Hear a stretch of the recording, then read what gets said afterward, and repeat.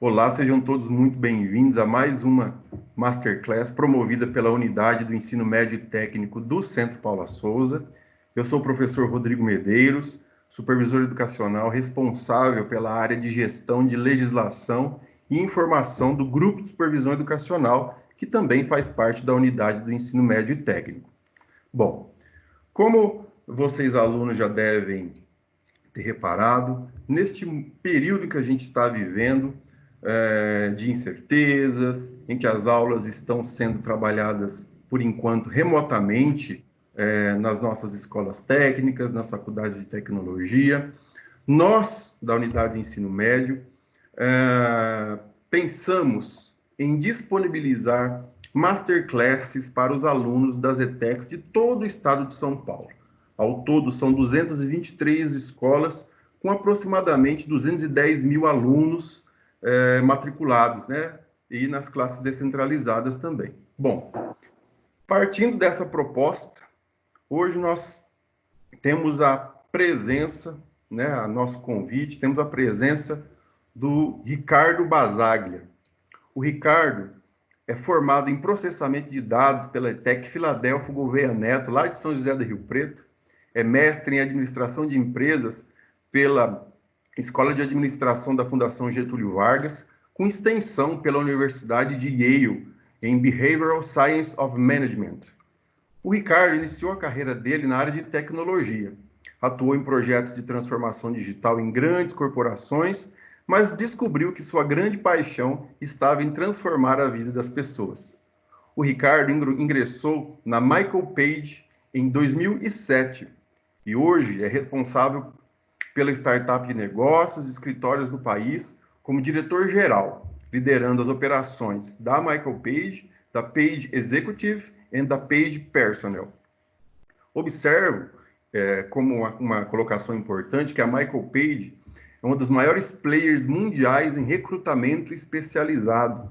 Fundada na Inglaterra em 1976, a Michael Page recruta profissionais para cargos de média e alta gerência nas mais diversas áreas, com atuação em mais de 30 países em todo o mundo. Então, Ricardo, seja muito bem-vindo. É um grande prazer contar com a sua presença em uma das nossas masterclasses. Eu, particularmente, me desculpe a tietagem, sou um grande admirador do seu conteúdo, eu consumo o seu conteúdo. Então, mais uma vez, muito obrigado. Fica aqui um agradecimento especial, né, do Grupo de Supervisão Educacional, da Unidade do Ensino Médio e Técnico do Centro Paula Souza. Tá? Fique à vontade para fazer as suas considerações.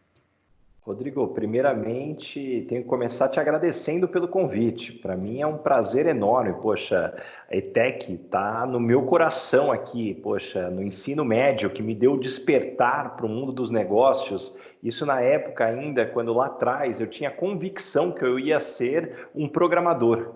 Porque naquela época eu era muito tímido, então eu tinha comigo que assim, não, eu já encontrei a minha carreira, vou ter um fone de ouvido gigante igual esse daqui, ficar preso dentro de um data center e vou ali programar.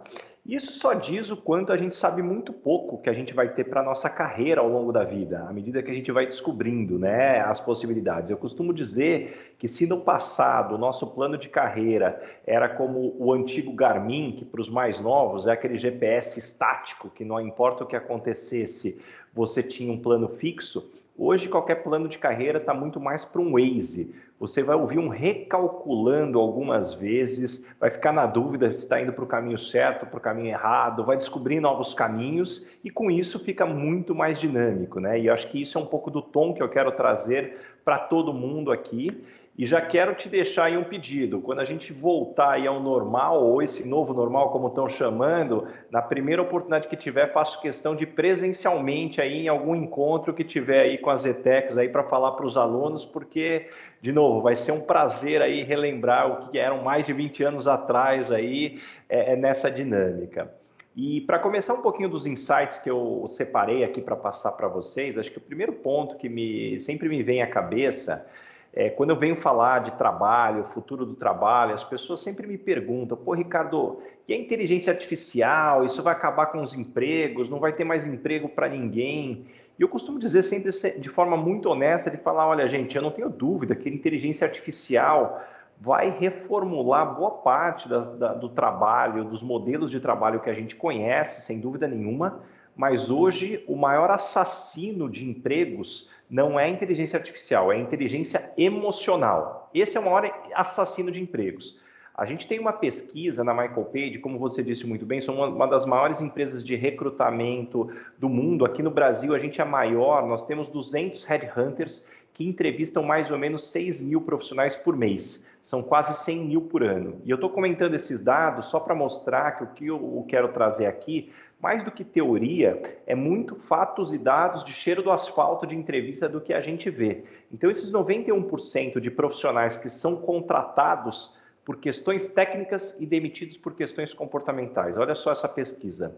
91% dos profissionais são contratados por questões técnicas e demitidos por questões comportamentais. Então, você contrata a pessoa porque ela tem conhecimento na área, porque ela tem formação, porque ela tem certificação, porque ela traz bons projetos e depois acaba demitindo porque falta atitude, não é colaborativa, não trabalha em equipe ou fica de mimimi. Então, acho que isso dá um tom muito importante, né? Que muitas vezes, quando a gente está no nosso desenvolvimento de carreira, a gente está muito preocupado com os hard skills, que são os conhecimentos técnicos. Mas eu costumo dizer que o conhecimento técnico, ele é o conhecimento que te coloca no jogo. O que te faz vencer o jogo é a inteligência emocional. E o que te faz ganhar o campeonato é a inteligência de adaptabilidade, porque você vai entrar numa empresa que não é estática, que vai continuar mudando, suas funções vão se transformar e você precisa continuar se adaptando constantemente. Então, acho que esses são pontos importantes para a gente começar aqui dentro da nossa dinâmica. E antes que a gente fale de processos seletivos, que eu acho que é o que as pessoas devem estar aí muito curiosos, e eu quero compartilhar algumas informações, eu só quero ressaltar a questão da adaptabilidade, porque até o conceito da inteligência vem mudando. Se até então inteligente era o cara que adquiria muito conhecimento, era aquela pessoa que tinha um estoque de conhecimento para ser utilizado quando precisasse, hoje o conceito de inteligência ele vem cada vez mais mudando para que inteligente é a pessoa que nunca teve contato com aquele tema e rapidamente ele conseguiu aprender e se tornar acima da média. Porque no mundo que muda tão rápido, inteligente é quem aprende rápido, porque o que a gente aprende já está datado, então logo talvez você não vai ter o mesmo peso do que você aprendeu. Então você está sempre aprendendo o novo. Até por isso que eu costumo dizer que a gente no mercado de trabalho é como se fosse um app. Então da mesma forma como você tem um app aí no seu celular, por que você continua usando os apps? Pensem nos 5 apps que vocês mais utilizam. Primeiro, eu tenho certeza que eles continuam colocando novas versões de tempos e tempos. Porque um app que não traz novas versões, você para de usar. E toda vez que um app traz uma nova versão, ele traz novas funcionalidades e correção de bugs. Então é a mesma coisa para a gente. A minha pergunta é, qual foi a última versão que você teve de você como profissional? Que novas funcionalidades você trouxe e que bugs você corrigiu? Porque todo mundo tem bug. E é interessante a gente falar de inteligência emocional, porque às vezes inteligência emocional pode soar, para quem não conhece o termo, como algo necessário só para quem é esquentadinho, para quem é estouradinho, né, explosivo.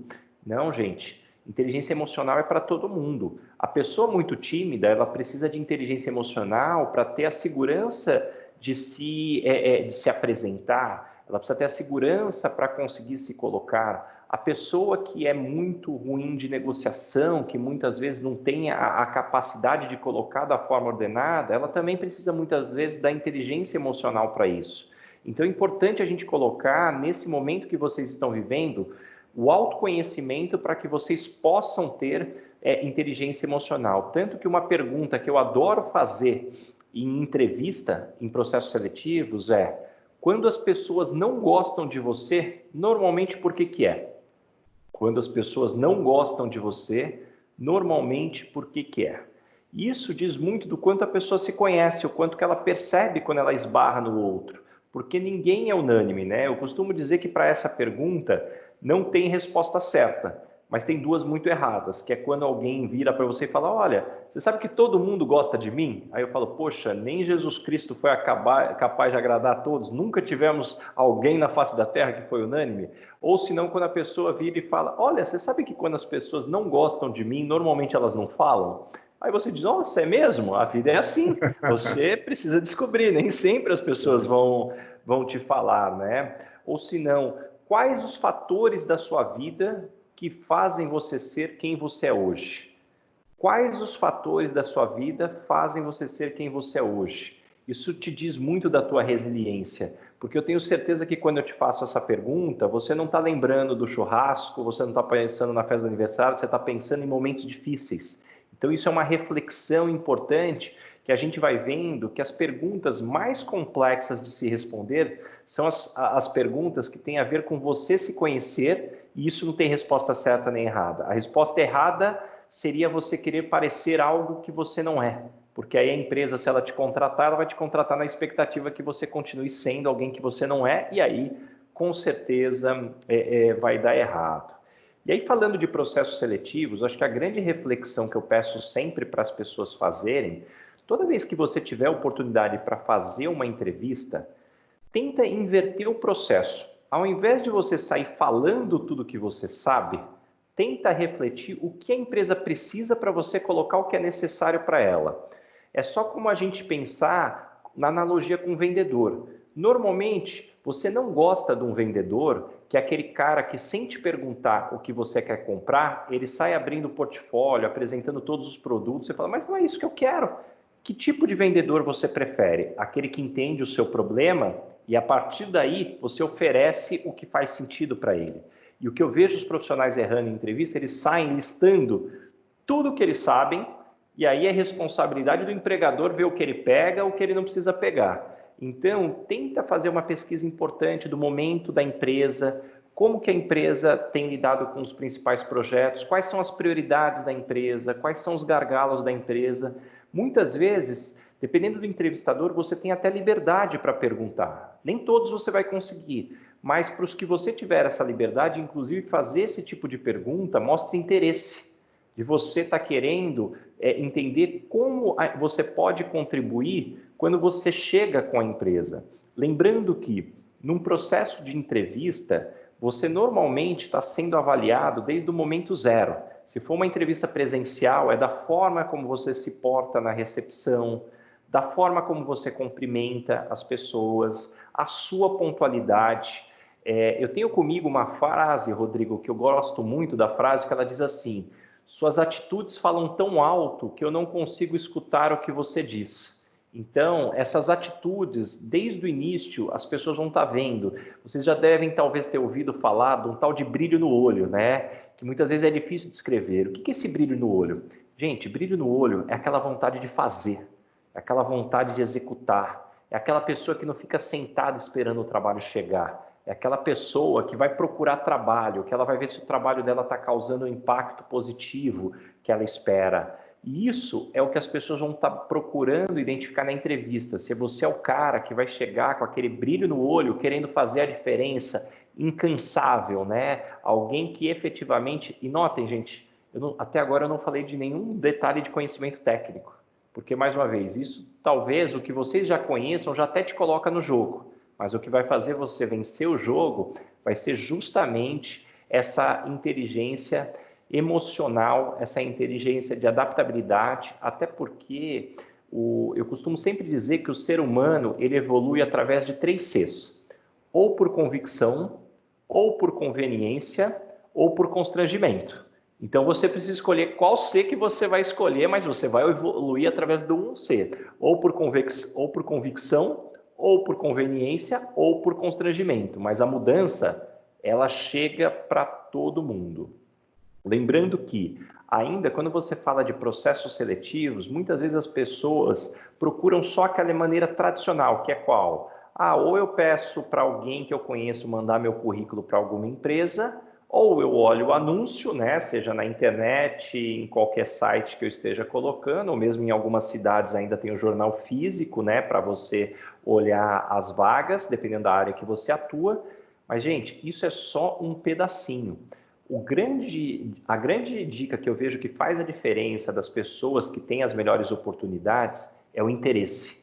Imagina, faz uma lista de todas as pessoas que você conhece, pode ser amigos dos seus pais, de primos, tenta listar onde essas pessoas trabalham, o que elas fazem, e a partir daí tenta marcar um café com essas pessoas, ou mesmo uma conversa por telefone, e abre o coração e fala, olha, eu estou no momento de buscar oportunidades, entender como é o mercado, então eu queria saber como é a sua rotina, o que te faz brilhar os olhos, o que te frustra, como é que você se mantém desenvolvido, que dica você daria para um jovem que está entrando na sua área? Gente, tem uma coisa que, feliz ou infelizmente, essa nova geração pode se queixar ou pode ver como vantagem. Às vezes o básico faz toda a diferença. Você mostrar atitude, o interesse aqui. Porque muitas vezes você pode falar assim, ah, Ricardo, pô, eu só vejo reclamação dos mais velhos porque falam que os jovens não têm interesse, não tem, só ficam falando que a gente não tem interesse, não tem disciplina, não tem resiliência, não tem uma série de questões. Eu falo assim, gente, olha que baita oportunidade. Se está todo mundo reclamando disso, se você tiver esses pontos desenvolvidos, você se destaca de forma gigantesca. Então, seja disciplinado, tenha automotivação, tenha resiliência, você já sai na frente de talvez 90%. Agora, mais uma vez, suas atitudes falam tão alto que eu não consigo escutar o que você diz. Não adianta você chegar na entrevista e falar, eu sou motivado, eu sou disciplinado. Não, isso você tem que demonstrar.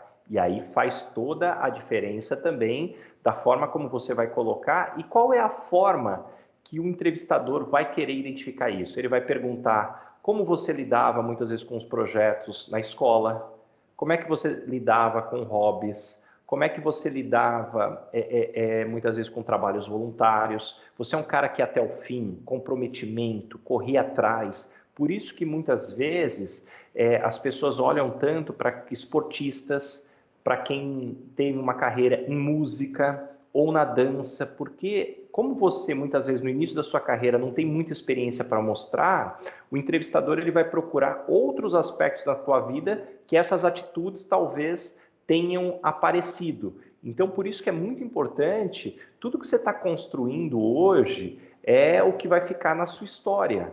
Né? Então, seja a forma como você lida com os seus colegas. Então, isso é fundamental e pode te ajudar muito. Então, voltando, tenha um trabalho contínuo de mapeamento, né? De informações com as pessoas que estão trabalhando, o que elas fazem, o que elas buscam. Eu não tenho a menor dúvida que se você tiver um trabalho contínuo falando com muita gente, talvez uma das oportunidades que possam surgir vai ser de alguém que vai olhar e falar assim, nossa, esse jovem é interessado, não é comum alguém estar me perguntando, não é comum alguém estar aqui colocando todos esses aspectos. E também tome muito cuidado para você se adaptar à empresa. Muitas vezes você aprende uma série de conhecimentos que você, chegando na empresa, você quer que a empresa peça para você o conhecimento que você gostaria de entregar. Ah, não, então eu aprendi aquela habilidade X, Y, Z, então eu estou procurando uma empresa que coloca isso. Não, gente, é o inverso.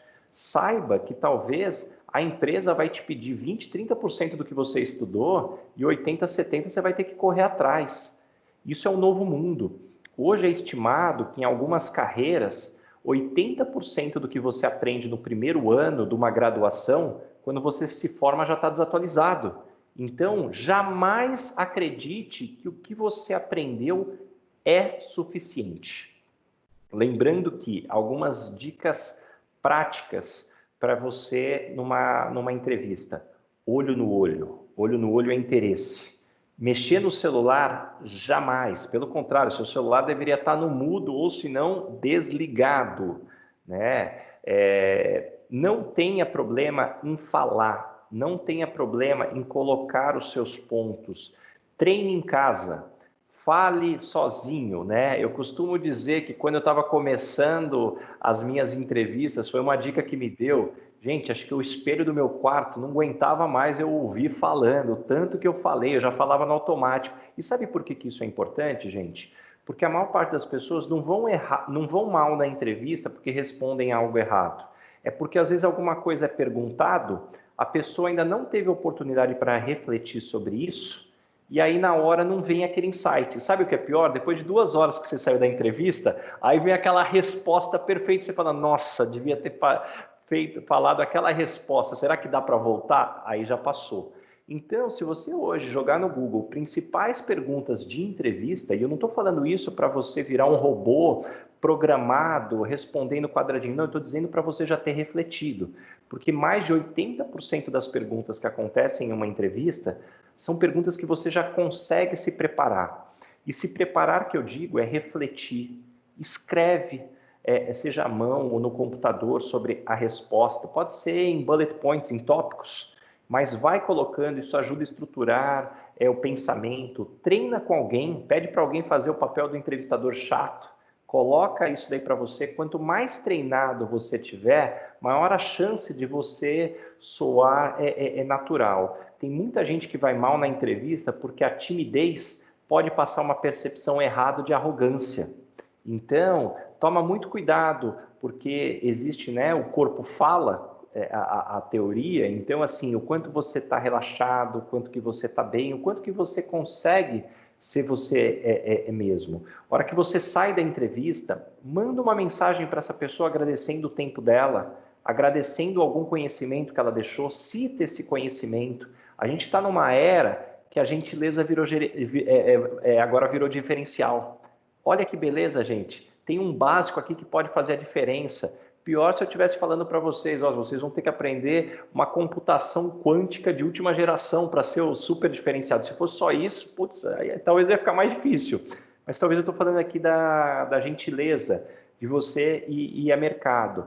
Lembrando que na Michael Page, como a gente já recruta, a empresa existe há quase 50 anos, aqui no Brasil a gente está há 20, qual que é a beleza do negócio de recrutamento?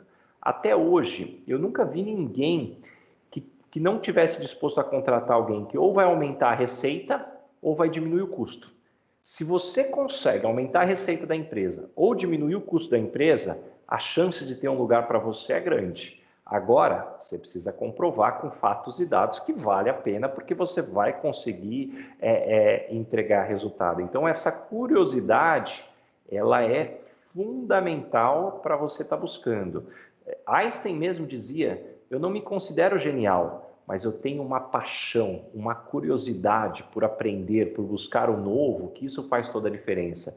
E isso é algo que eu sempre me cobro. Antes da pandemia eu viajava muito de avião e toda vez que eu ia para um voo, eu passava numa banca de jornal e comprava as revistas mais variadas, que não é do meu dia a dia, talvez de revista de fofoca, a revista de game, a revista de cultura de outros lugares. E isso é muito bom para abrir a sua cabeça, né? Aumentar o repertório. Aumentar o repertório. Isso, gente, me ajudou muito ao longo da minha carreira, porque você nunca sabe quais são os interesses que uma outra pessoa que você vá conversar pode criar uma conexão. Tanto que a minha esposa brinca que se eu não fosse headhunter, eu poderia ser manicure, porque eu adoro falar de todos os assuntos, eu tenho interesse por perguntar de todos os assuntos, e eu não tenho a menor dúvida que isso sempre me ajudou muito no meu crescimento de carreira até hoje. Maravilha. Ricardo, olha, eu não sei se você já terminou a sua exposição inicial aí, né? Se é que a gente pode dizer assim. Eu tinha preparado aqui para lhe fazer três perguntas, na verdade, das quais duas você já respondeu. Na verdade, você começou a sua fala já respondendo, né? Que é a respeito se há valorização das competências socioemocionais hoje no mundo do trabalho, e você já deixou isso bastante claro, né? A importância das soft skills e por aí vai. Depois, né, na entrevista de emprego, como o candidato pode evidenciar que possui essas competências, você também já deu uma aula ampla e muito lúcida aí a respeito disso, né?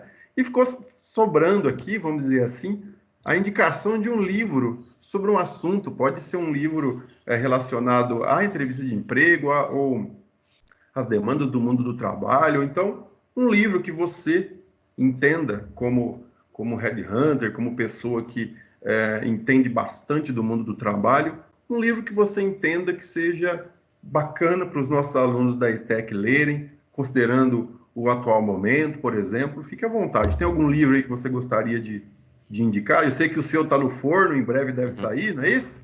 Em breve o meu livro deve sair. E, aliás, gente, eu já vou fazer aqui um convite aqui e não vou esperar para o final. Me sigam no Instagram, @RickBasaglia, e eu quero muito receber uma mensagem sua dizendo: eu sou aluno da ETEC e eu vi a sua mensagem, Ricardo, e o que mais me marcou foi, vou adorar receber a sua mensagem, mas depois eu dou mais Bacana. detalhes lá no Instagram, @RickBasaglia. Mas eu acho que o grande aspecto, quando a gente começa a falar, né, sobre livros, eu vou dizer o livro que me marcou na idade quando eu estava saindo da ETEC. Maravilha. Então, que talvez possa fazer sentido para os alunos, que é como fazer amigos e influenciar pessoas. Como fazer amigos e influenciar pessoas. E aí tem dois aspectos interessantes que eu vou colocar sobre esse livro. O primeiro deles, esse livro foi escrito em 1930, 1940, é um clássico que até hoje se mantém muito atualizadíssimo. E uma coisa que talvez, se vocês leram outros livros mais recentes de alguns autores, vocês vão falar assim, peraí, esse Já li autor esse talvez autor. se base... já li em algum lugar, esse autor aqui se baseou. Vocês vão ver que muitos dos autores atuais se basearam nesse livro. Esse é o primeiro ponto. E esse livro, gente, me ajudou muito, porque como eu era muito tímido, como eu era muito introvertido, esse livro abriu minha cabeça da importância das relações, da comunicação. Então isso está muito ligado com a inteligência emocional que eu comentei. E o segundo aspecto interessante desse livro é como é um livro que já foi escrito há muito tempo, os direitos autorais já passaram. Então é um livro que você consegue de graça na internet. Então, gente, não tem desculpa, tá? Esse livro está de graça na internet, todo Está em mundo domínio pode público. ler esse livro. Já está em domínio público, exatamente. Então, é esse livro que eu gostaria de deixar de dica para as pessoas. Olha, assina embaixo, esse foi o penúltimo livro que eu li. Eu li esse livro no começo do ano. É extraordinário. E a sensação é realmente essa que você falou, né? Como é um livro que foi escrito há muito tempo, aí a gente já leu outras coisas mais recentes, digamos assim, escritas há menos tempo, a sensação que dá é, pera, eu já li isso em algum lugar, né? Então, é um livro realmente sensacional, ótima dica, e fica aí a nossa recomendação para os nossos alunos, tá? Ricardo, nós estamos caminhando aqui para o final da nossa Masterclass. Você tem alguma consideração final a fazer?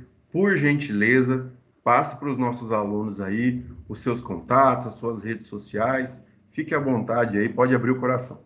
Ótimo. Acho que o recado final que eu gostaria de deixar para as pessoas é tomar muito cuidado, que muitas vezes a gente vai na escola, a gente faz treinamento, só que o quanto você está presente, o quanto você está dedicado para aprender realmente. Porque eu costumo dizer que treinamento não é garantia de conhecimento, e conhecimento não é garantia de resultados. E isso, para mim, fica muito claro que é o nosso desafio no Brasil, das pessoas irem de corpo presente realmente para tentar extrair o máximo das aulas, que no Brasil só 3% da população fala inglês fluente. Só 3%. Por outro lado, o Brasil tem uma característica super curiosa, que é o país com a maior oferta de cursos de inglês por habitante no mundo. Não tem nenhum outro país com mais oferta de curso de inglês do que o Brasil. Aí você fala, peraí, com tanta oferta de curso, por que tão pouca gente fala inglês? Aí você vê aquelas situações super estranhas. Ah, a pessoa fala há 7 anos que ela faz inglês e não fala nada. Não, peraí, eu sei escolher um curso muito ruim ou você não está se dedicando. Só que não dá para você aceitar que você vai estudar 7 anos e não vai falar, né? E isso para mim fica muito claro quando a gente pega as estatísticas dos cursos online. 90% de todos os cursos online vendidos no Brasil, as pessoas não completam, 90%. E 60% as pessoas não chegam a dar o primeiro play. 60% compra ali. Mas por quê? Não, eu já comprei o curso. Então, o dia que eu Caramba, precisar, eu vou lá fazer. Então, gente, não sejam, não não seja esteja essa pessoa. nesse, não seja essa pessoa. Assim, conhecimento, gente, é dedicação, é buscar e tudo que você aprender, tenta colocar em prática. E mais uma vez, se você gostou desses insights, vai ser um prazer trocar um pouquinho mais de ideias com vocês. Vocês me encontram no Instagram, então, ou procurando pelo meu nome, Ricardo Basaglia, que vocês vão ter aí na descrição o meu nome completo, ou direto no Rick Basaglia, né, que é o meu login, que vocês já me encontram diretamente através do meu username Rick Basaglia. Mais uma vez, eu quero receber uma mensagem de vocês dizendo Baza, porque todo mundo me conhece como Baza, tá? Pode me chamar de Baza. Fala assim, Baza, gostei da mensagem, ou pode falar que não gostou também, o importante é a sinceridade, mas olha, o que me marcou foi esse comentário que você falou, e eu vou estar lá 100% à disposição para dar mais dicas, sejam de livros ou do que você pode fazer para ir melhor no mercado de trabalho. Tá, eu vou seguir aqui com a minha tietagem, tá, Ricardo? Eu tenho uma coleção de prints dos seus stories no meu celular, tá? Então, pessoal, fica a dica, tá? Sigam o Ricardo lá nas redes sociais, vale muito a pena. Ele é muito lúcido nas exposições dele, ele é muito objetivo naquilo que ele se propõe a fazer, então vale a pena dar uma conferida lá no Instagram do Ricardo. Ele é um cara muito bacana, como vocês puderam ver aí pessoalmente, digamos assim, né? E, bom, Ricardo, mais uma vez, cara, eu quero te agradecer muitíssimo pela sua gentileza, pela sua disponibilidade, pela sua simpatia em ter aceitado o nosso convite. Nós sabemos o quão ocupado você é e você ter aceitado esse convite doando o seu conhecimento, doando o seu tempo, né? Porque o tempo é o ativo mais importante que nós temos, né? Que é igual para todo mundo. Então, muito obrigado de verdade por você ter aceitado o nosso convite, tá bom? E vou cobrar a sua disponibilidade para conversar conosco pessoalmente numa oportunidade, depois que tudo isso passar, que as coisas estiverem mais tranquilas, sem dúvida nenhuma você vai receber notícias minhas ainda, viu, com esse convite. Que ótimo, Rodrigo, porque vai ser um prazer. Só me fala o dia, a hora, como é que eu tenho que estar vestido, de quem eu falo bem ou mal. Mas conta comigo. Tamo junto. Maravilha, Ricardo. Muito obrigado mais uma vez, viu? Bom, pessoal, então fica aqui, né, a conclusão de mais essa masterclass que nós fizemos, né, com o Ricardo Basaglia, que é o diretor executivo da Michael Page aqui no Brasil. E eu espero que vocês tenham gostado da nossa exposição, espero que vocês tenham gostado dos nossos insights, da nossa prosa, né? E eu não tenho dúvida de que tudo que o Ricardo falou aqui pode ser aproveitado por todos nós que estamos, seja ingressando no mundo do trabalho, ou então já no mundo do trabalho, ascender no mundo do trabalho, enfim, o processo de autoconhecimento, um processo de aperfeiçoamento contínuo, né? A gente está sempre aprendendo, parece conversa de professor, mas é verdade, né? O aprendizado nunca acaba. Então, espero que vocês tenham gostado, espero que vocês aproveitem, tá bom? E sejam muito bem-vindos às próximas Masterclasses e em breve a gente se vê. Grande abraço. Até mais.